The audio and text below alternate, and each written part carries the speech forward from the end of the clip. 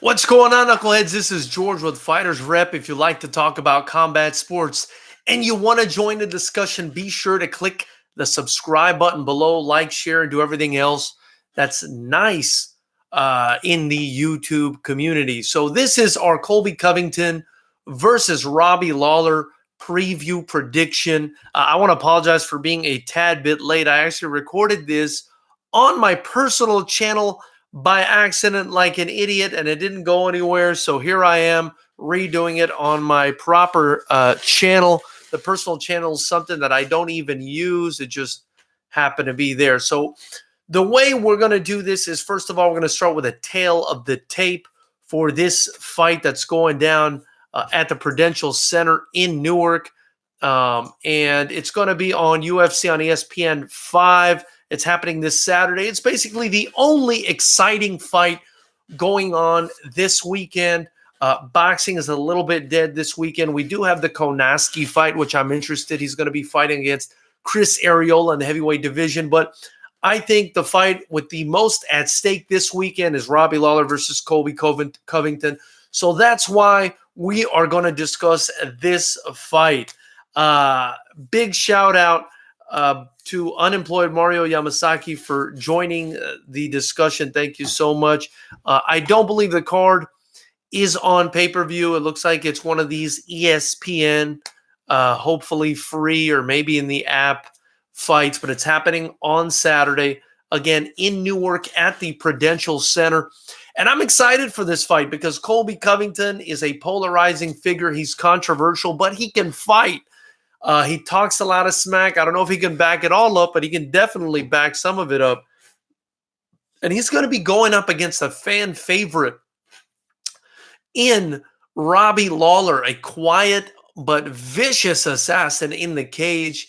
And it's going to be exciting to watch the outcome, especially considering the fact that the winner is probably going to get a shot at the title, or definitely be in consideration of getting a shot at the welterweight title. As we all know, Covington did hold a portion of that welterweight title. He still basically claims that he has it, but it doesn't seem that that's the case anymore. It seems that Kamaru Usman is the full title holder, but you would have to talk to UFC brass to clear that up. But, first and foremost, let's take a look at the tail of the tape for this fight. Then we're going to talk about why I think one of the guys is going to win versus the other. I'm going to give my prediction. Now I'm going to turn it over to you guys, and you guys tell me what you think. So the first thing that stands out about this fight is the fact that Colby Covington is 31 years of age compared to the 37-year-old Robby Lawler. Robby Lawler has been through some tremendous wars, some tremendous fights in a very, very long career. He's a lot more seasoned, you can say, than Colby Covington. But is the seasoning already too much? He's 37 years old.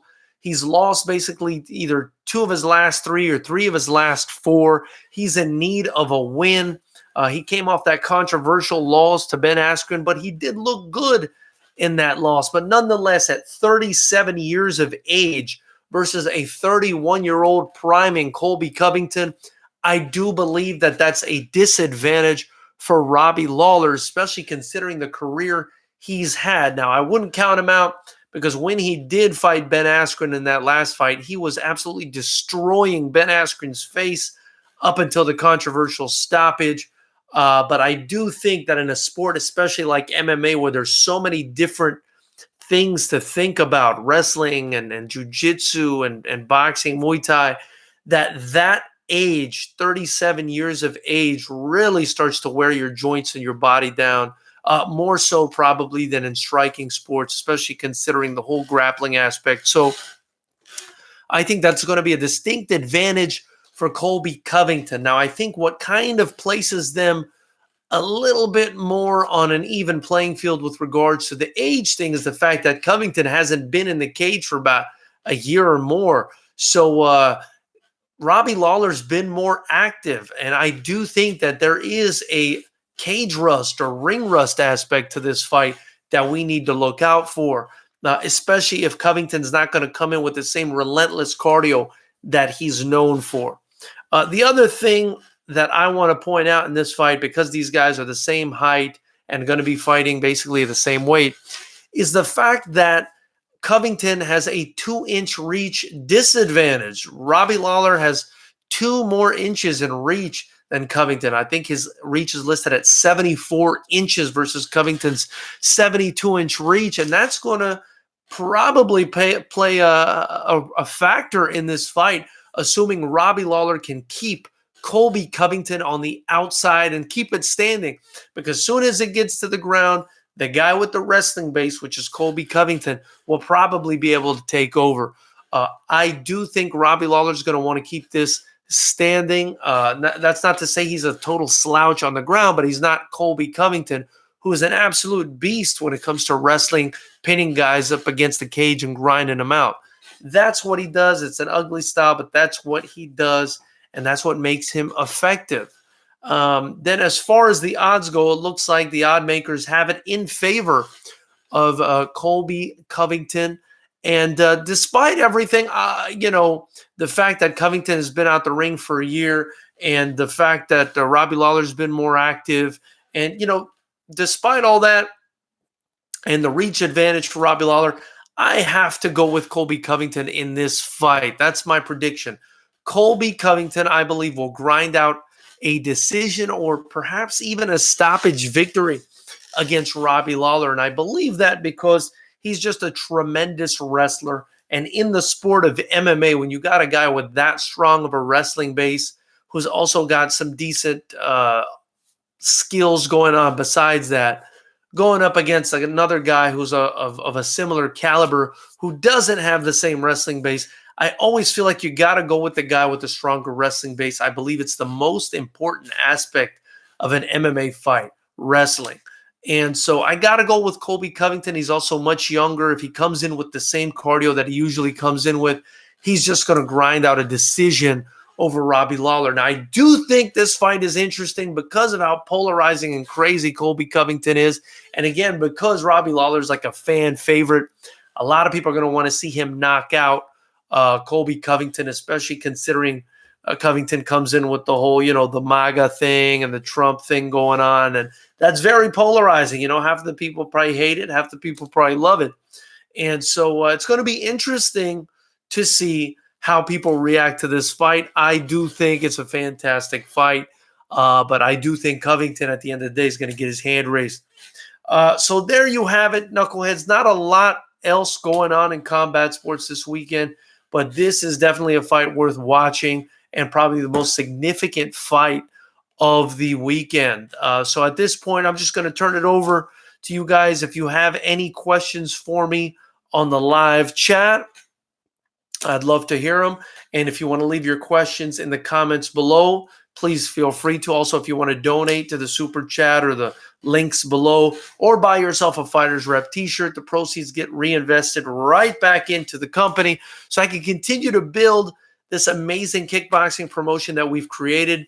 And big thank you to all of you for tuning in on Saturday. We had something like, we have something like close to 5,000 viewers of the live stream, which I think is a big deal for a kickboxing promotion here in the United States. I'm planning on growing that, and we had a fantastic show on Saturday. It was 17 fights, action-packed. People had a blast. If you're in California, come check out the next one. It's supposed to go down on September 21st, so I want to see you guys there. And if not, tune in right here and watch it live. So let's head to the chat and see what the questions are in the chat. We've got Marco Martinez. Big shout out to you, Marco. Appreciate everything you've done for us. Your question is, do you think Colby is a draw? I do think Colby is a big draw. I think the whole Trump shtick and the MAGA hat and the big booty girls and smacking them in the behind and stuff like that, I think that's a huge draw. I think he likes to piss people off. He likes to make fun of snowflakes and stuff like that, and I think it's a big draw. I think a lot of people actually do like that. At the same time, the people that don't like that are going to be drawn to watch him get beat, the same way people used to tune in to watch Floyd Mayweather get beat. So I think a lot of people are going to tune in and watch. Now, obviously, he's not at the level of Mayweather, nowhere near. But, he's doing his thing. He's trying to build a little bit of a buzz for himself by being the heel, which is basically the villain. That's wrestling talk for villain. And he's doing a good job at it. It's not really, all of it isn't really my thing. There's some things he does that I think is funny, but there's some things he does that I think is stupid. But that's going to happen with everyone. But I think for the most part, he's selling a fight, and I can appreciate anyone selling a fight. But sometimes I think it gets too offensive. So I'll just leave it at that. I think there is a level of respect that should be maintained in the sport. I think you can be kind of funny and controversial and dumb, but try to keep it a little bit classy once in a while. So the other question is, if Colby wins with Kamaru out, does he fight Masvidal next? That's a tough one. I would love to see Masvidal fight for a title. As a Miami boy myself, I would love nothing more than to see Masvidal fight for a title. And I don't know. I mean, it looks like Masvidal would be down for that fight, and Colby seems to be down for that fight. So that could happen, but obviously there's a conflict of interest there with those two training together and being buddies. But that's definitely something that could happen. I think and I'm interested in Leon Edwards because he's showing his skill. So, I mean, he might at some point break into the conversation as well. And he's the one, if you guys are not sure, is the one that received the 3-piece in the soda, or the 2-piece in the soda from Jorge Masvidal backstage in the UK. So, that's another guy I'm interested in watching fight. He looked like, he had a lot of skill and a lot of potential, especially in that last Rafael Dos Anjos fight. And he's looking great. The division is looking great. You mentioned Chris Arreola fighting this weekend. How would you rank his career? Honestly, I really like Chris Arreola. And I really like the fact that he's from right here in California. I think that's cool. But I will say that he didn't really seem to take his career seriously from the outset. He's admitted to being out drinking and eating a lot, and you can tell, from his physique and from his performances, that he never really dedicated himself to the sport the way he should have to live up to his potential. And he got to the point where he challenged Vitaly Klitschko, I believe it was, for a title.